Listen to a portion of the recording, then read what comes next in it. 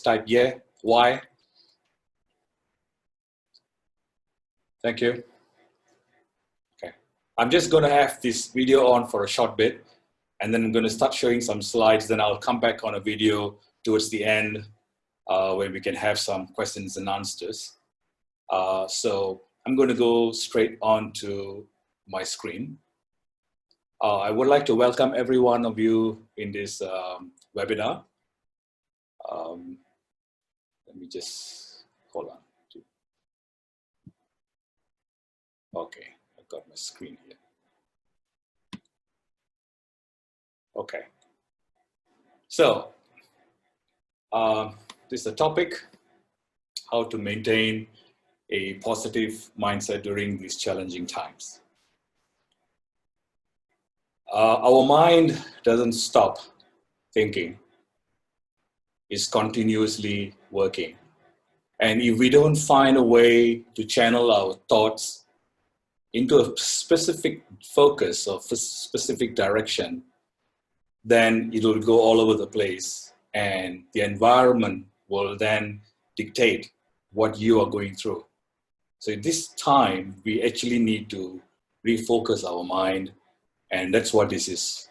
This seminar is all about. Let's see. Okay, good. I think the introduction is fine by Eric. I'll just carry on straight to what we're going to cover today.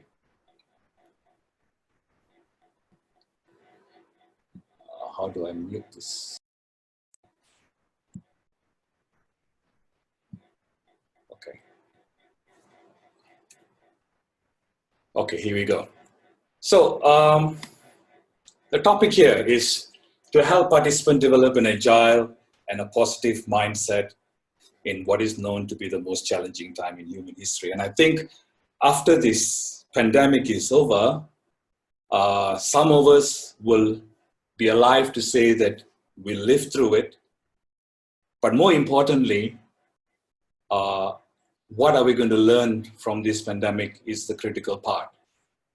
Because you may all have heard and read and seen videos on social media and news channels everywhere saying that the new normal is going to be here. Things are not going to be normal anymore. There's going to be a new normal. What is this new normal? And why is it that we need to be agile, meaning we need to be quick to change? And why do we need to have a positive mindset? Because if we don't, the repercussion can be quite devastating, already is for a lot of people. So we're going to go through this process and understand a few things, a few simple, very doable concepts and ideas I'm going to share with you. A lot of it is based on my personal experience as well. Hopefully this will be able to give you some direction as to what you can do during this time. So the topics that we're going to cover today, first of all, we need to acknowledge what's currently going on. Because if we don't know what's going on, then we will tend to make a lot of assumptions. And one assumption can lead to 100 new assumptions, and that could actually paralyze our thought process. So let's acknowledge some things. And then we're going to talk about how do we rethink about our purpose and also sustainability, which is a buzzword right now. It has been a buzzword for the last 2 decades, sustainability, but more so now than ever before. We're going to talk about how do we reinvent our lives as a matter of necessity. Rethinking, I'm going to be focused more on businesses, and reinventing, I'm going to be focused more on job seekers. So businesses will have a column where I'm going to speak more what you could do, and for job holders, what you could do to reinvent your life. And finally, to reboot our internal operating system. Basically, right now, we are almost like in a shutdown, and we need to reboot. But when we reboot, are we going to be rebooting the same thinking process or something different? So that's what we're going to cover in this 1 hour, less than an hour, okay? So I just want to have a quick understanding from you, all participants. Can you just look at this? Please indicate your biggest fear in these challenging times. 6 year, death, viral infection, loss of job, loss of business income, fear of economic recession, fear of the unknown, or maybe you don't have any of this fear above. Can you quickly type your answer on a chat? I would just like to have a feel. How do you feel about this? Can you just type 1 to, you just can type the number. Yes, thank you.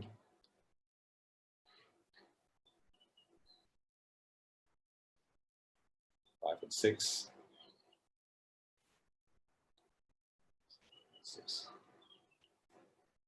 Yeah, I see most of the answers are coming here on the 4, 5, and 6. Some 1 and 2, some all of the above. But mostly I see 5 and 6. Yeah, thank you. Thank you everybody for this. So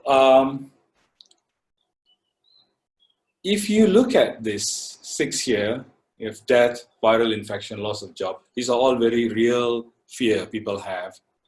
For the first one, please acknowledge that for one of the things that we all need to do is we need to acknowledge the fact that death is permanent. It is for sure. Everyone will go through this. And if you are not in the high risk group, then at least you need to reduce your fear of death for the time being. You could die of anything. You could die tomorrow. But the fact is, if you're not in the high risk category, then don't unnecessarily create a fear of death. Because what you focus your attention on is what you attract in your life. So be very, very careful where you're focusing your attention on.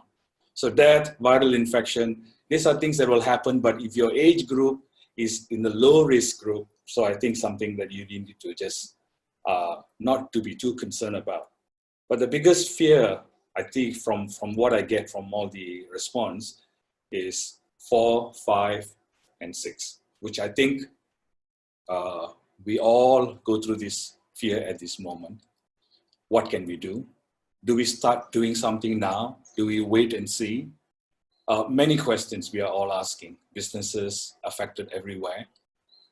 In fact, this is some of the figures that I got yesterday. The United Nations is saying that 195 million job loss already happened to date. In the US alone, more than 18 million job losses. And the United Nations is also predicting that by the end of this pandemic, we're looking at 2 billion global workforce will need income support. 2 billion, that's the amount the United Nations is predicting.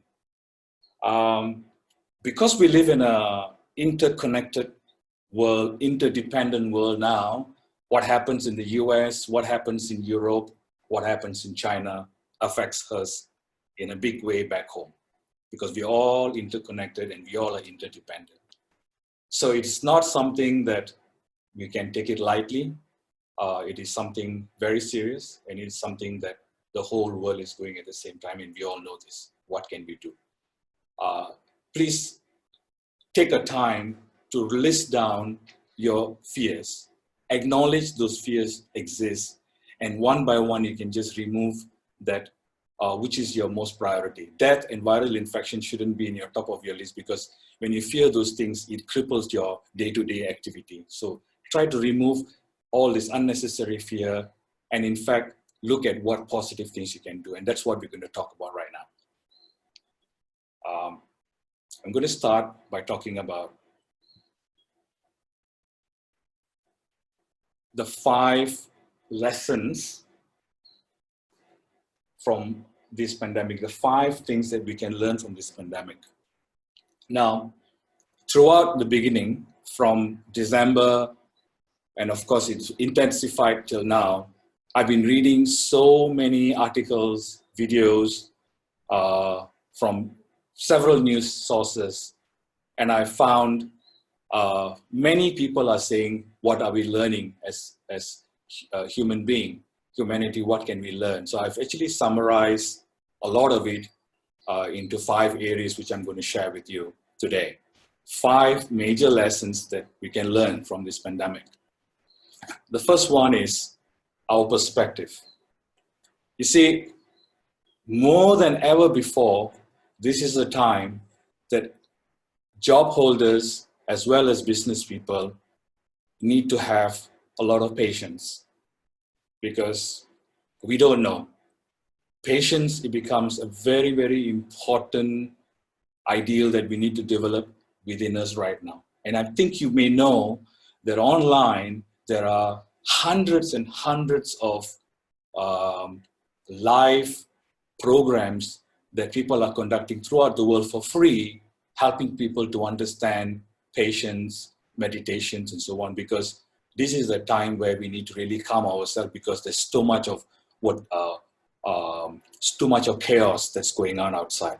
We do not need to be part of the chaos. We need to learn patience. Another thing is, for the first time, businesses really, really need to look into long-term view of your business. And I'll touch a little bit more about this later when we talk about rethinking. Long-term view, long-term perspective of your business and your business model is something that you could think about during this lockdown. So this lockdown has given us a moment where we can actually sit quietly and visualize and think and reinvent ourselves. So this is a perspective. Okay, this is one of the stuff that we will learn. The other thing is community. You see, in terms of community, I don't know how serious it is in Cambodia, and I think Cambodia has not got a total lockdown, but like in Malaysia, in Singapore, and many other Asian countries, there's almost like a total lockdown. This thing called the village effect takes place.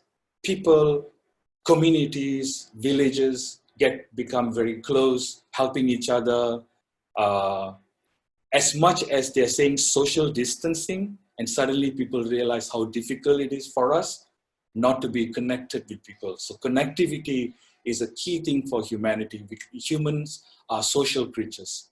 When we are not allowed to socialize, it becomes very stressful. We are learning this in a big way. And we also realize that this community through online or whatever, it is actually helping people to create some mental balance as well. So we are learning a little bit more. And the other big thing is gratitude. Gratitude for all the frontline workers, gratitude for all the people who are delivering food to your home, gratitude to the drivers and all those people who are working much harder when rest of the world is just asked to stay home. And suddenly we realize how important it is for us to give gratitude that we have this opportunity, that despite being locked down, there is still service available, and there's still, we are still in a position to get our basic needs. So the community part is a very important learning from us, for us during this pandemic. The other one is resilience. Resilience, how adaptable are we going to be? How creative are we going to be? How much are we willing to sacrifice during this time?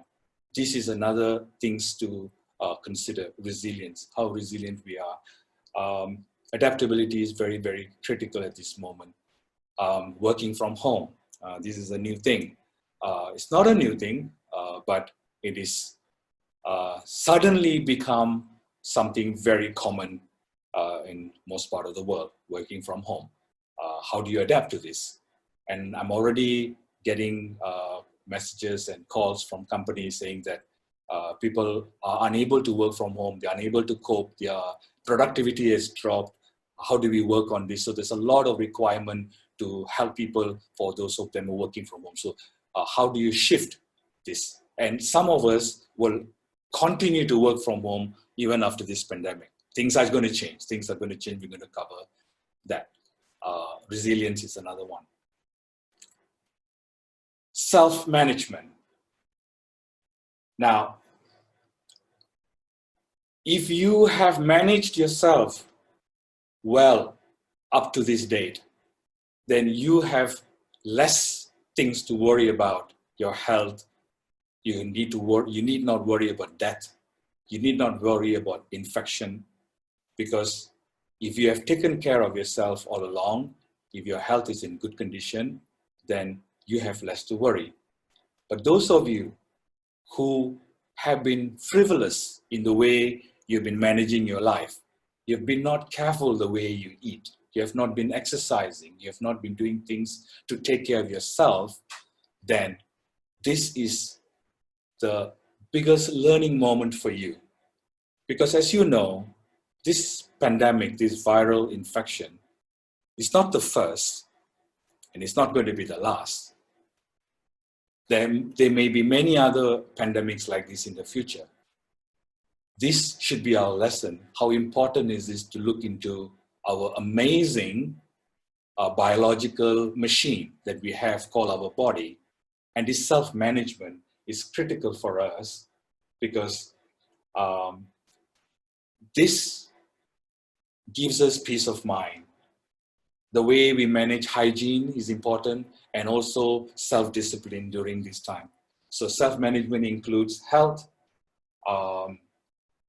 your exercising, the hygiene, as well as self-discipline. Self-discipline becomes very critical for those of you, especially who are having to work from home.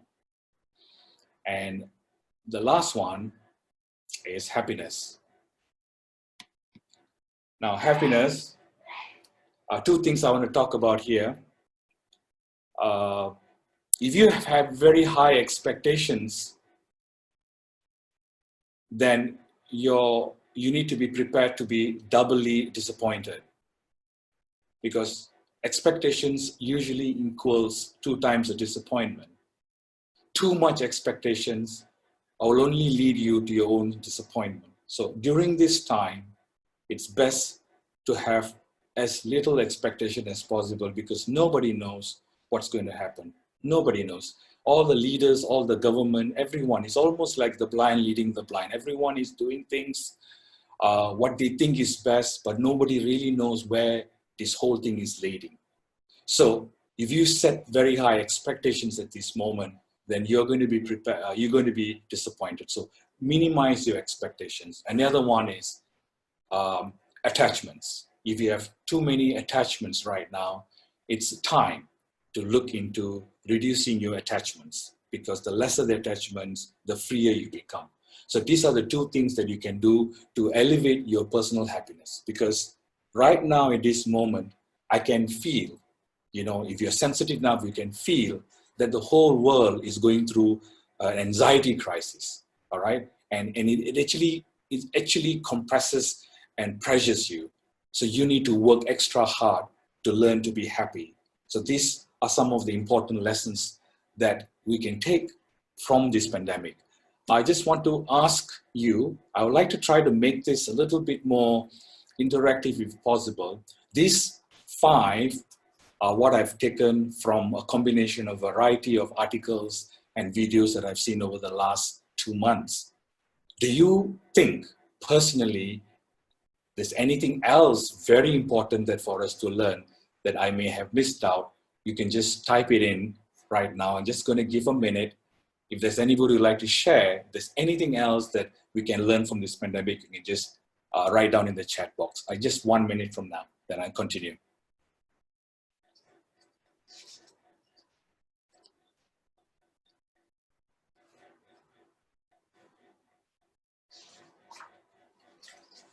Feel free to just jot down if there's anything else that we can learn from this pandemic. Maybe you have something, you just type it down, then we can share it with everybody else.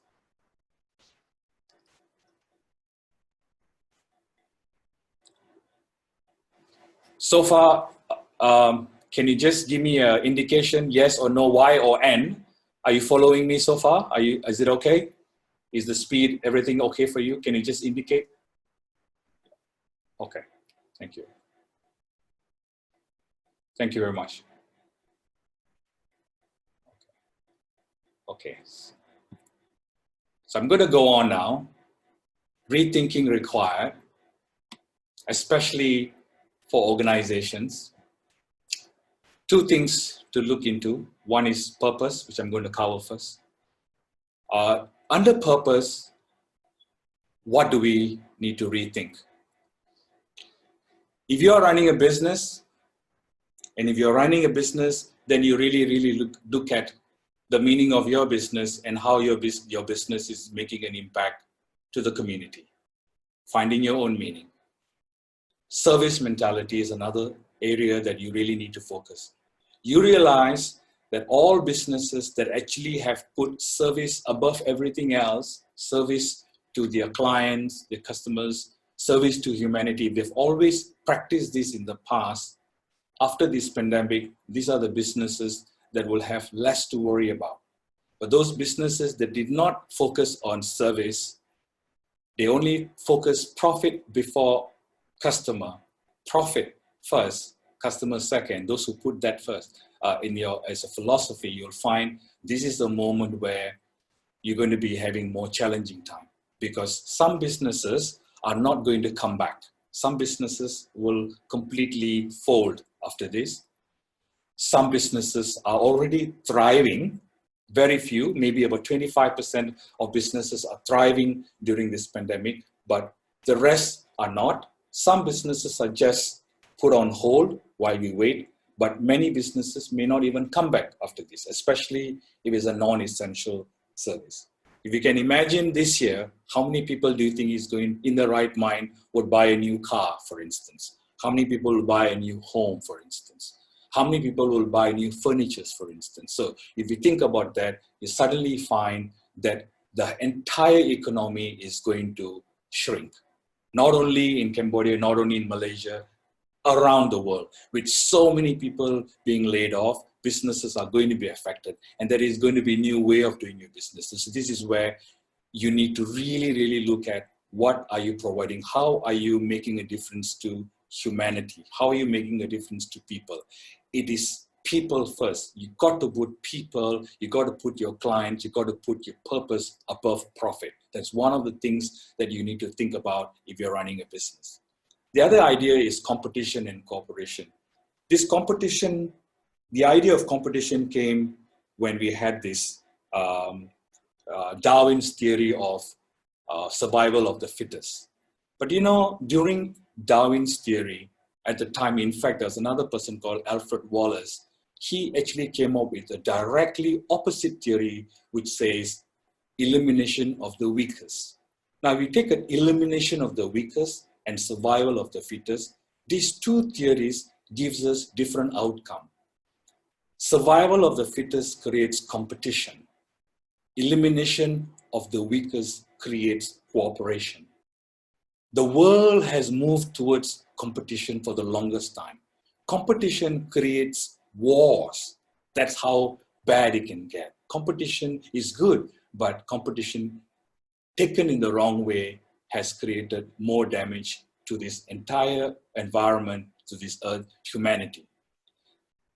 Alfred Wallace's idea, elimination of the weakest, must be played hand in hand with survival of the fittest. So now your business is not just about surviving, it's also about how you're going to cooperate with others. For instance, MCAM and capacity specialists have now decided to work together, to pull resources together. So this is what we talk about, cooperation. So your entire business need to go through finding new meaning, coming back with a bang, coming back with a completely different focus of where you want to put your energy on. Competition or cooperation, very important consideration. The second consideration for business is sustainability. Sustainability has been something that's been talked about for the longest time. For the last 20 decades, people are talking about sustainability. What does it uncover? Three things to consider when you talk about sustainability of your business. One is environmental consideration.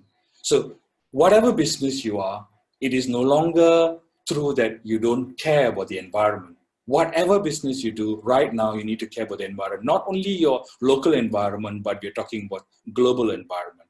If you're in a business of, let's say, making clothes and you're buying your garment from overseas, you need to consider whether the garment that comes from overseas, do they take into account sustainability? You need to look into that as well. Any business that you do, whoever you're linked with, you got to consider sustainability.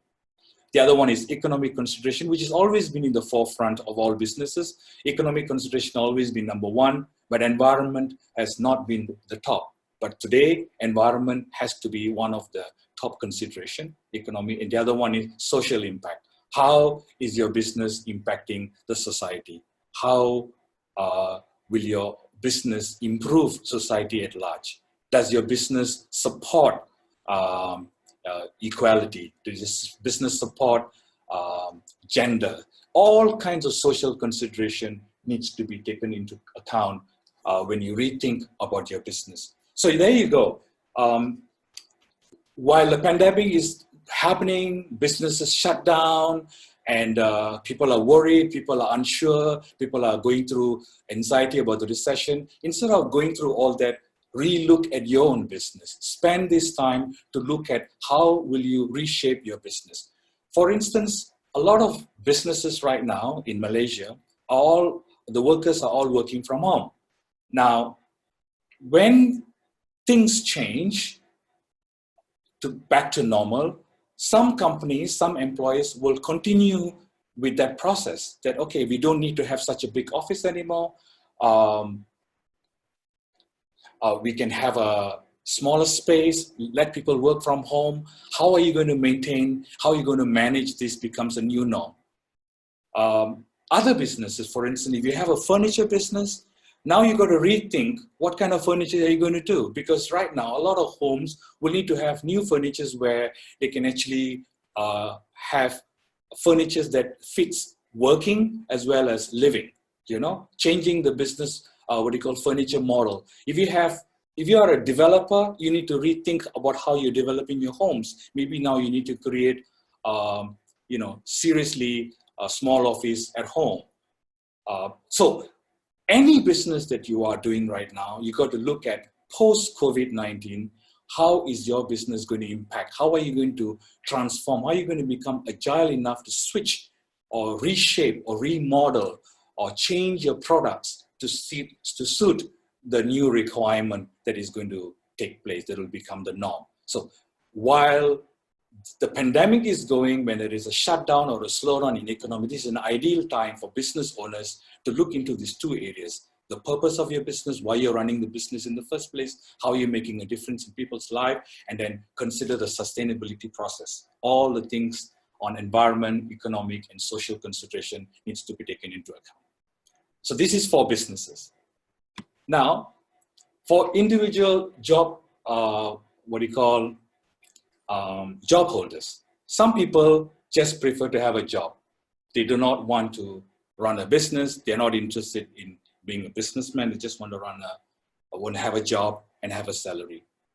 Now, a lot of jobs are going to go.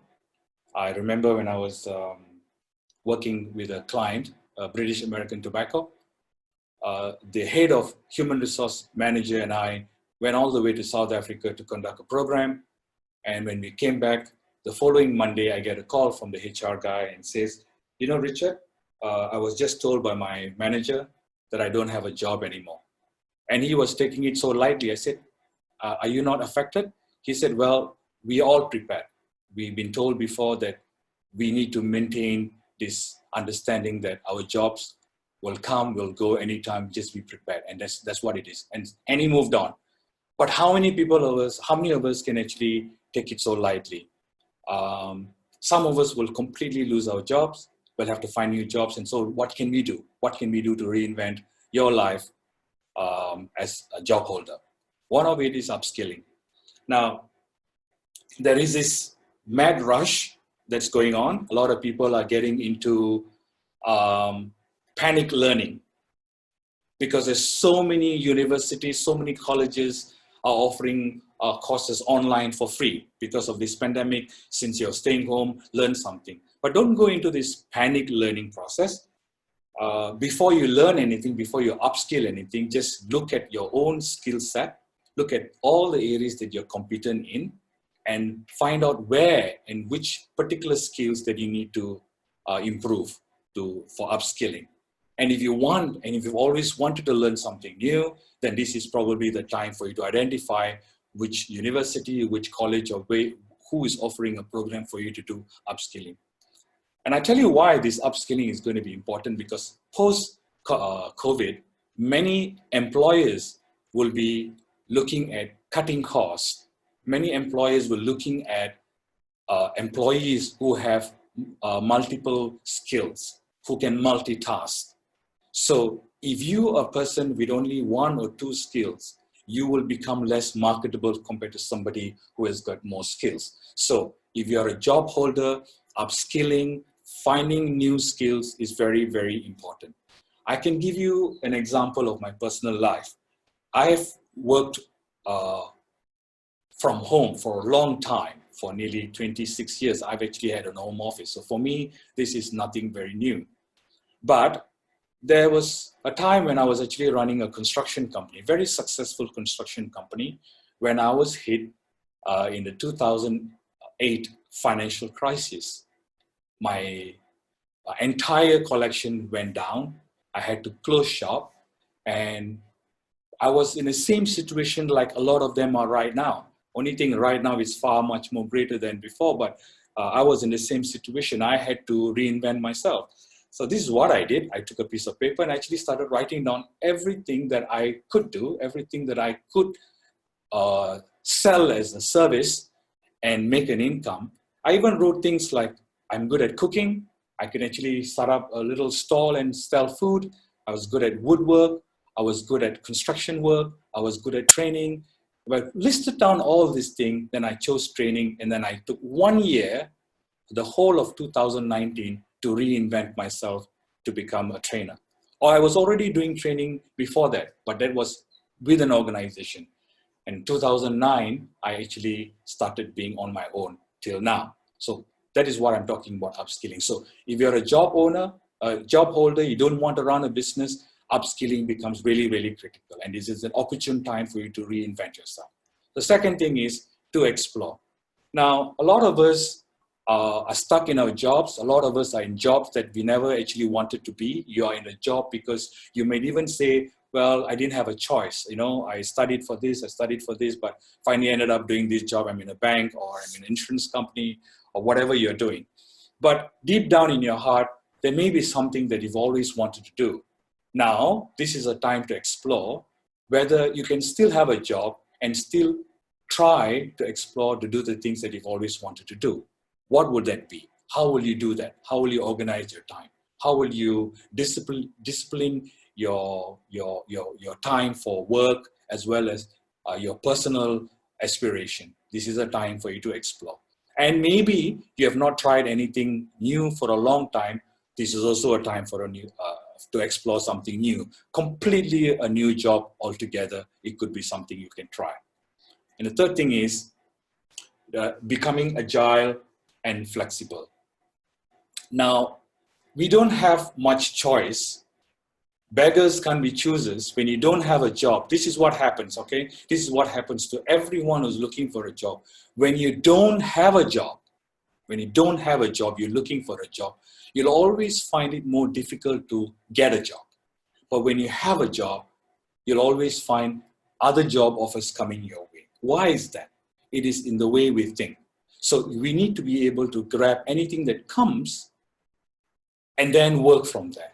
Do not be so choosy and so picky. If you're a job holder, if you're losing your job, or if you think your job is at stake, you need to learn to be flexible, because you'll find people who are rigid are the most difficult to change. People who are rigid are the one who always have stress in their mind, because they're so rigid. Rigidity means, you're unable to be, you can't change so easily. So therefore, you have this problem of being flexible. So these three things are what needed for people who are holding a job, or looking for a job, or who are workers. These are the areas where you can look into upskilling, exploring, and staying agile and flexible. This is how you reinvent yourself. At this point, I'm going to go into the next slide. I just want to have a quick check. Is there anything anybody would like to ask? Any question you just like to type? If there's anything that you didn't understand, if you want to type in a question right now, I'm going to give you a minute or two.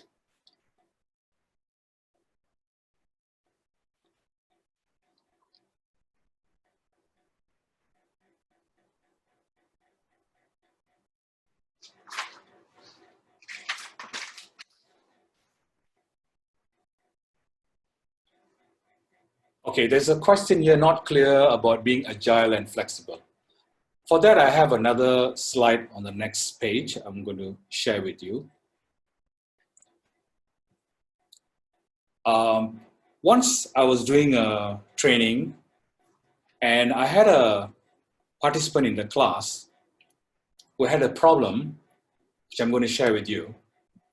He was then 35. So let's take yourself an example. Just draw a line like this. Even if you have a piece of paper in front of you, you can just do that right away. Just draw a long line, starting with 0 when you were born, and just draw, in the middle anywhere, whatever your age is, 35, 45, 40, whatever your age, you just draw a line. And that's what you have lived. That's how many years that you have lived from 0 to whatever the age. Now, with medical science and technology and healthcare advancement, people can live up to 80, 90, 100 with not much problem.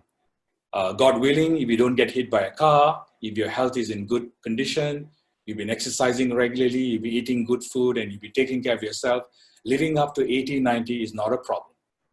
But now you are in the middle. Maybe you're 35, maybe you're 40. Which means you have easily another 30 to 40 years to live. How is this next 30, 40 years going to be? Do you think it's going to be the same as how it is now? Most likely not. Because the world is changing so fast, processes change. Every 10 years, there's going to be a new wave of invention, new wave that comes and takes away the old. If you read this book by Yuval Harari, 21 Lessons for the 21st Century, he mentions that every 10 years, most people will have to reinvent themselves. Every 10 years, you need to rethink about your job, rethink about your offering, rethink of what you're doing. So my customer, one of my participants in the class, he was 35, and he was sent for this training by the company, and he was an accountant. While in the class, he was sitting at the back taking a lot of notes. And I was thinking, wow, this guy is taking a lot of notes. But soon I realized that he wasn't taking notes. He was actually sketching. He was actually doodling. He was drawing. And during tea break, I was having a chat with him. I said, you were doing a lot of drawings and your drawings are beautiful. You're an artist. He said, oh, for the longest time, I've always wanted to be an interior designer. I like to be an architect. I like to draw designs, home designs and everything. I said, oh, okay, interesting. So what are you doing now? He said, now I'm an accountant. I said, wow, that's quite, different from what you want to be. Yeah, because, my dad was an accountant. He's got an accounting firm. He made sure that I studied accounting to take over his business.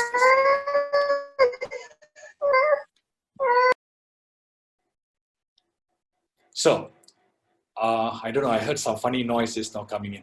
So I asked him, what will it take for you to go and learn this thing that you love so much? He said, yeah, I can go and do a, online course. I can even attend evening classes. It'll take about 3 years to get a diploma in this thing. I said, why didn't you do it? He said, nah, I'm already so old. So I asked him this question, okay, so how long? He said, 3 years. Let's say in 3 years, so now you sign up for this course now, in 3 years, how old will you be? He said, 3 years, I'll be 38. I said, okay. In 3 years, if you didn't sign up for the course, how old will you be? He said, 38. Then he looked, he said, wow, if I studied, I'll still be 38. If I didn't study, I'll still be 38. But if I studied, I'll be 3 years older, but I'll have a degree in my hand. That simple thing changed his mindset. He actually did. He actually went and studied interior designing, and he does part-time interior designing work while still doing accounting work. So this is an example of how he was flexible enough to think that it is possible. Because right now, if you're 20, you're 30, whatever age you are, you must remember what you're doing now, 5 years, 10 years down the line, you may have to end up having to change it. Because this is how the world is going. Every 10 years, you may have to reinvent yourself. So start now. This is a perfect ground for us to learn how to become agile and flexible enough to be able to change with what is needed. So this is an example for you. Another one is what I call the ego radius model, which I want to share with you for those of you who are job holders. This is a simple tool. You can go back and try this as well, because when you get the slides, you can see how it's done. You just take a piece of paper, draw in the middle, put your name there, you, and all these round circles are things which are important to you. They are in green. The size of the circle indicates how important it is. The bigger it is, that means it's very important. The smaller it is, that means it's less important. So we have here travel, far away from you, dream career, far away from you, finances far away from you, family is quite close, yourself. That means paying attention to self. You're not paying attention to self. This is how you are right now, for instance. And you have a job. It's in black. It pays a salary, nothing great. You have poor relationships maybe with certain people in your life. Maybe you have debts, very big debts, because it's a big circle. Maybe your health is not very good. It's quite big and it's close to you. This is your current situation. Take a piece of paper. You see, this is really, really wonderful. You just take a piece of paper, do some sketching to chart your current situation, where you are right now. Everything that is important to you. Things that is not important to you, but is there, you want to get rid of. Things that you want to change. Things which you want to bring closer to you. You write this at the moment, and then you create another box, and you change. Let's say you've set a 2-year plan. This is how you can redesign your own, ego radius. This is how you like to be. This is part of setting a goal. This is part of creating and reinventing your life. Because if you don't know where you want to go, any road will take you there. You must first of all look at your current situation. So, do you have time to do this?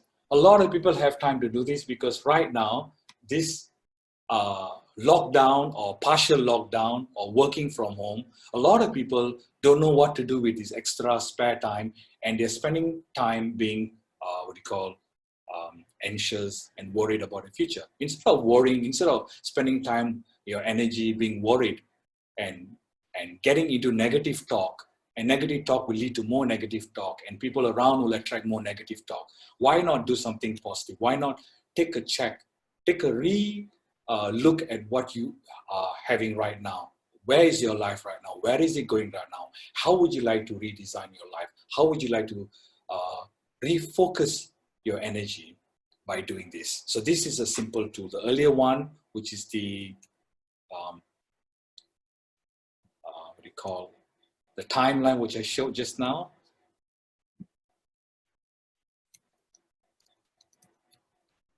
Yeah, this timeline is something very easy. You can do, everyone can do this very quickly. You just draw a line, you can just get, okay, how are you going to spend the rest of your remaining life, assuming you're going to live up to 80, what are you going to do? That's one.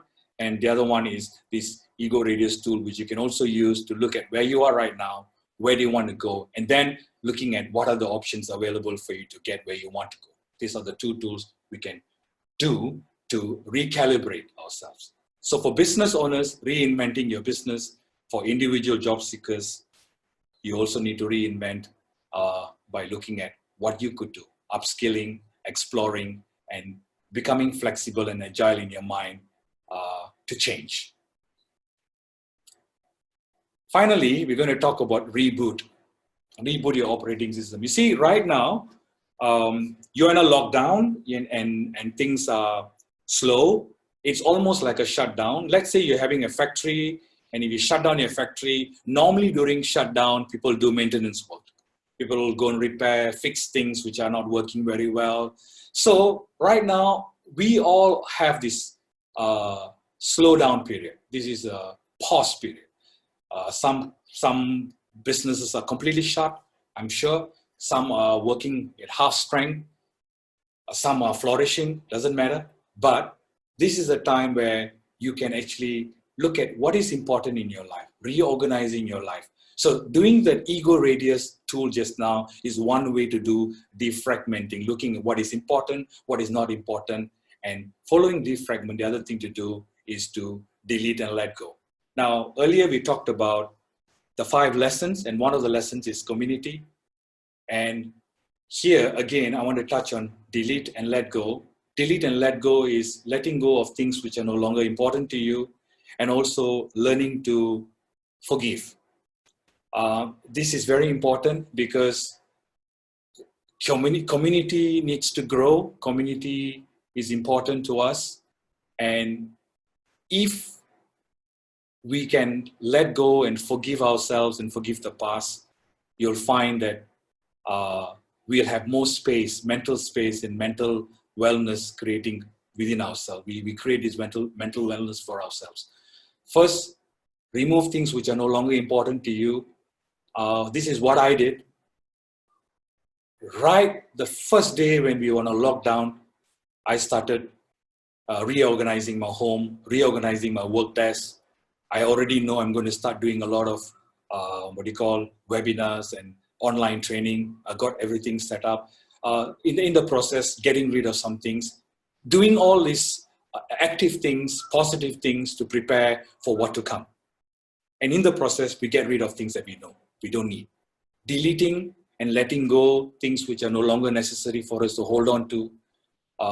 People that you have not spoken for a long time. People that you have issues with, this is the time to pick up the phone and make peace with everybody, because you never know. You never know what can happen tomorrow. The entire world may shrink in size. Many people may even perish. So this is the time for us to learn and make peace with everyone. Third thing to do is to upgrade our operating system. Now, this is a critical one. Upgrading operating system is actually a 2-day workshop that I do. It's called Core Empowerment, but I'm going to give you a simple example here, upgrading. What does it mean?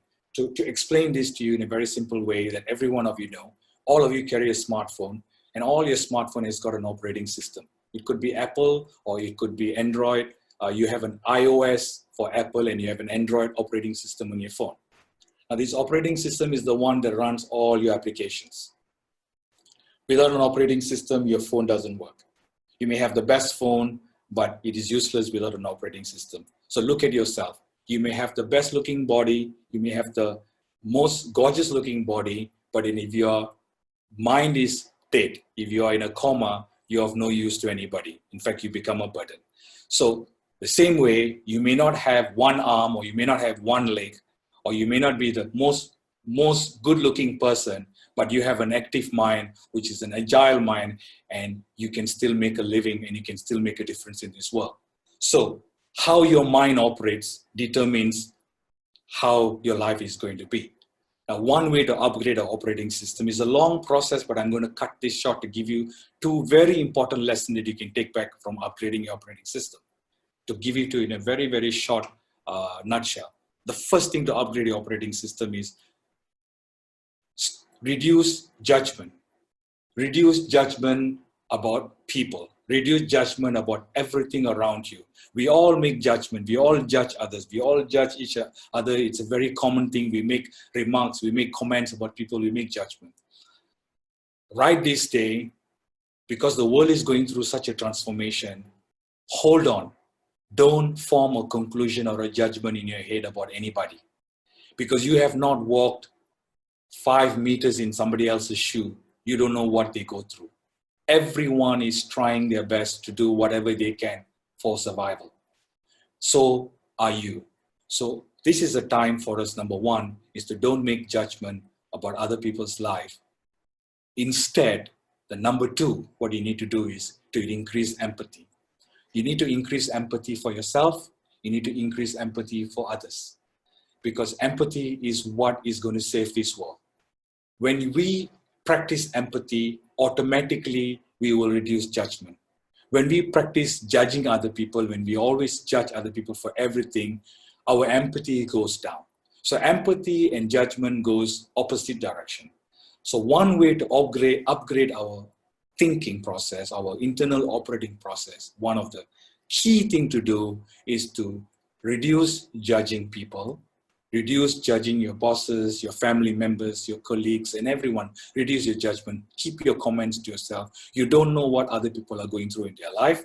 The next thing you need to do is have empathy. Listen to your heart. This is the time to really, really, really listen to your heart. Have empathy for yourself. Why I'm saying this, every one of us, you listen and you talk to yourself more than to anybody else. You actually talk to yourself more than to anybody else. So what are you talking to yourself? is critical. In the last 1 week, did you have more negative talk or did you have more positive talk? If you have more negative talk in the last 1 week, I can tell you where your next week is heading. If you had more positive conversation with yourself in the last 1 week, in the last 1 month, I can also tell you where your next 1 week is heading. This is how we create our lives. We create our lives through the conversation and the feelings that we go through inside. So listen to your heart. Use this moment of slowdown, economic slowdown, or this lockdown. Use this moment to reinvent, to look at the positive side, look at all the possibilities that you can and you have within you, instead of focusing and judging other people. When you do this, you cut the focus of external realities and look within. When you start looking within, therein lies your answer. You see, you must know that whatever challenges you're facing, whatever problems you're facing right now, you are the problem and you are the solution. No government, no bosses, no companies, no individuals outside of you can really help you and put you back on the street. It will all be very temporary, but the best help that can come for you is when it comes from yourself. Therefore, you need to listen to yourself more. And to listen to yourself more, you need to cut down this unnecessary chatter of what you talk about others. Focus on you. So upgrade yourself, delete and let go of unnecessary emotional baggage. Fear is a very big emotional baggage. I started off this morning. If you're ignorant, fear is more. Ignorant is, it's the parent of fear. So get informed, be in the know, but don't let it get to you. Let go, which is not necessary. So when you do this, you reboot your internal operating system. And that brings me towards the last slide, which talks about your daily practice. Now this is, if there's anything that you want to take back from this, this 1 hour webinar, let me share with you this one thing. If you've forgotten everything else, this one thing is to ask yourself, what is your daily practice? Now this daily practice is what turns into habit, because we all are creatures of habit. Our conscious mind thinks of an idea, our subconscious mind delivers the idea. If the conscious mind is engaging in a lot of negative talk, every negative conversation that you have, it's like planting a seed. When you plant a seed, your subconscious mind will take the seed and grow it. So what are you practicing daily? If you're practicing complaining, if every day you're complaining about people dying, you're complaining about losing jobs, you're complaining about, if that's what you're complaining, you will get very good at it. You will be able to complain about things which normal people will not even be able to see it, because you get so good at it. But if you're practicing joy every day, practicing self-care, and practicing moments of being silent and appreciating and having gratitude for all the things in this world, then you get very good at it. The more gratitude you give, the more will be given to you. The more negative you put out, more negative comes to you. So this time, when it's so challenging, it is so important for all of us to be very mindful. What is our daily practice? This daily practice, if you're every day giving what you call gratitude and love and caring and sharing with other people, saying nice things to yourself and to others, if you practice this every day, you'll find your life will start expanding. If you are practicing complaining and negative talk, your life will start to shrink. So if you've forgotten everything else, just remember, what are you practicing every day? This is so critical. Your daily practice is important. So with that, I've come to an end of this very short 1 hour webinar. This is my first webinar. I had to reinvent myself, to let you know. I've done a lot of online coaching, but the current situation made me rethink and reorganize and reshape my own business model. And I took it upon a challenge to do this first webinar. I don't know how it is. You can give me some comments, but I know it will only get better, because it's a matter of practice. The more we practice, the better we get. If you have any questions, you can type in your questions right now. If I can answer you, and answer. But like you, I'm also in the dark as to where this thing is heading. But instead of worrying about not knowing what is going, we can actually start planning what we can offer to the world. With that, thank you very much. If you have any questions, you can type in your questions right now.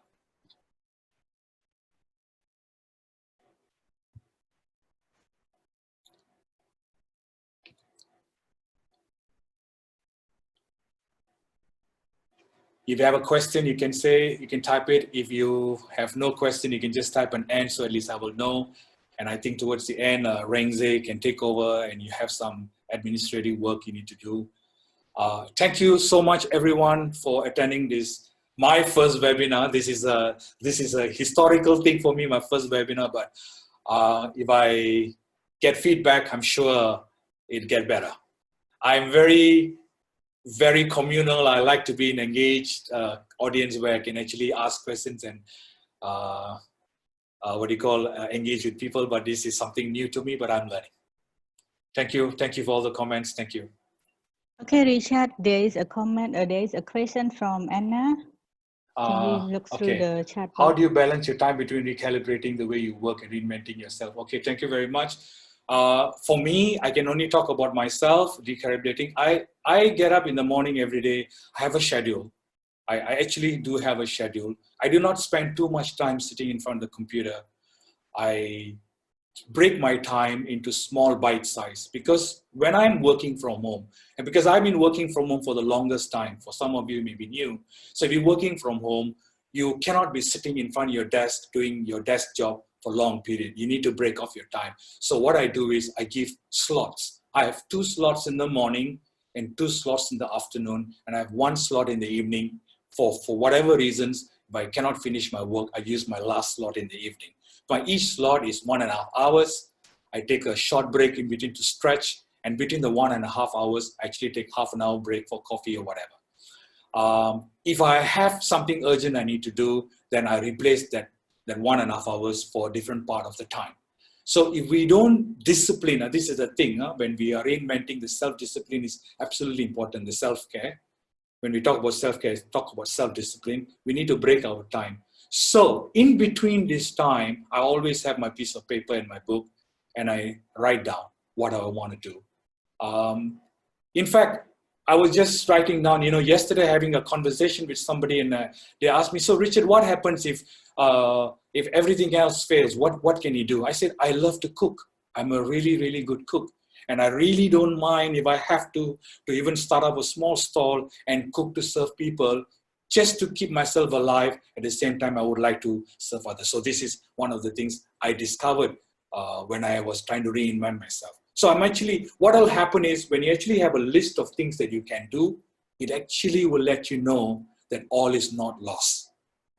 People, all is not lost. Human beings are very, very adaptable. Everything will be uncomfortable for a while, and we will find a new equilibrium. So this is the time, it is a given time. The whole world is on lockdown. Use this time wisely to think about your dreams, about things that you've always wanted to do. Is there a possibility now to work and to do the things that you want to do? This is the time. But you need to just break off your time, give little time slots so that you can use it effectively. I hope that helps. And of course, Rengze, you can give my email. Anybody is more than willing to write to me if they want to ask any questions. I can share. There's so much to talk, but this is 1 hour. I try to summarize everything. Thank you. Yep. There's also another question from Enrich. How could you... what is this? How do you manage? Yeah. How to manage our fear? Is that right? How to manage our fear? Well, one of the things is you can't run away from fear. You need to face your fear. That's why you can write down. Let's talk about this pandemic. The number one is the fear of infection. And the number two also, of course, the fear of infection and fear of death. So you look at the statistics. I don't want to give the statistic now. I think you can look at the statistics. Which group, category, age group, who are the most vulnerable? People who are 80 years and above are the most vulnerable. People who are 60 to 80 years are less vulnerable. 40 to 50 less. So if you know which age bracket you are, you know the chances of you dying if you get an infection is very slim. So that should eliminate your fear. Infection. If you have good health care, if you've been managing your health well, then you don't have to worry about the infection. For all you know, you may even have already got it. You don't even realize it. I may have got it. I've been traveling so much the end of last year to early this year. I may even have got this coronavirus for all I care, but I didn't know anything. Because why? I know I'm healthy. It may have come and gone without any symptom. So it's okay. It's only when you don't know the repercussion, if you don't know the depth, the fear becomes bigger. So learn to understand it and then put aside. Acknowledging is important. We don't acknowledge the fear is there, and in your mind it just grows bigger and bigger. Watch what you practice. The more you think about fear, the fear gets bigger and bigger. So this is what you need to do. Is there any other questions? Otherwise, we will come to an end right now. How to manage our self-care? Okay, self-care. If you have opportunity just to do a little bit of Google search, there are quite a number of websites that gives you very, very detailed examples of what you can do to manage yourself right now in these times for self-care. Exercise, what I do is I exercise every day, I meditate every day, I drink a lot of water, I spend a lot of time watching, encouraging documentaries on National Geographic to keep my mind off. And in this rest of the time, I do my work and I think of how to improve my business. In fact, last night, I couldn't sleep till 3 o'clock because I suddenly got an amazing idea of how I'm going to make a difference to empower people. So this is what I do, spend my time thinking about those kind of process. There is a program called Core Empowerment, which is a very powerful program. I've done more than 500 workshops. I'm converting this whole program into an online program, which will be available soon. I think Gabriel and the team will be able to offer this. Let's see what we can do from there. Yeah. Thank you very much. Okay, 2 more questions. Okay, which is reinventing, upskilling. What area of skills job to prioritize post-COVID? Well, you know, I really have no idea what kind of jobs will be important, but healthcare, caring for the elderly, a transportation business, delivery system business, re-engineering furniture business to cope. You see, as I'm talking, I will say furniture manufacturer have to redesign furnitures for home office.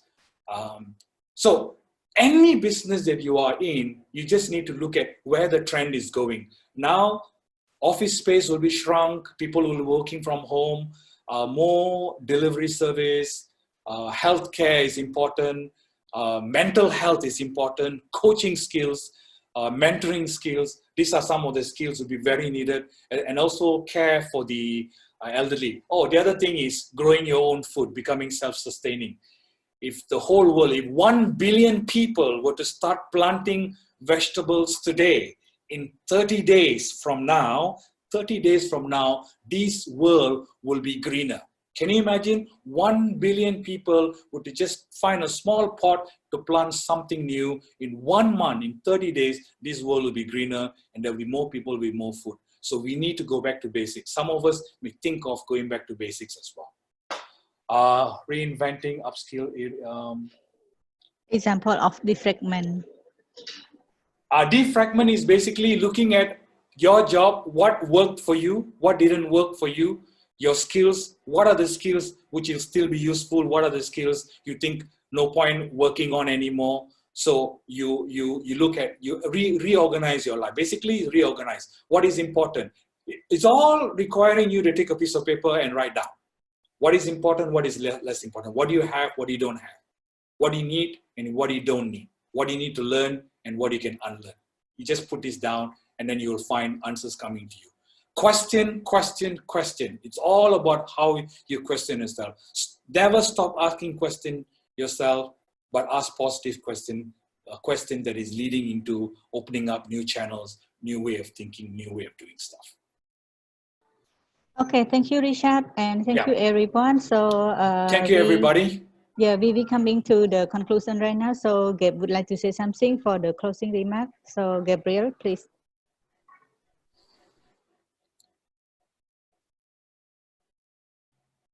Who's Gabriel? Okay, thank you, Rangse. So thank you to Richard for an insightful and useful webinar.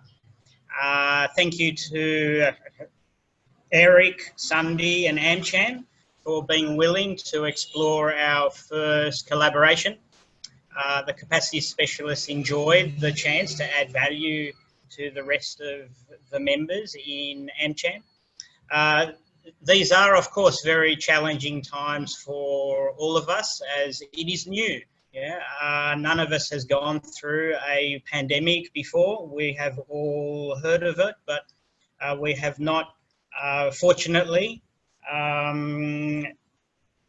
experienced it. So let's put into practice the learnings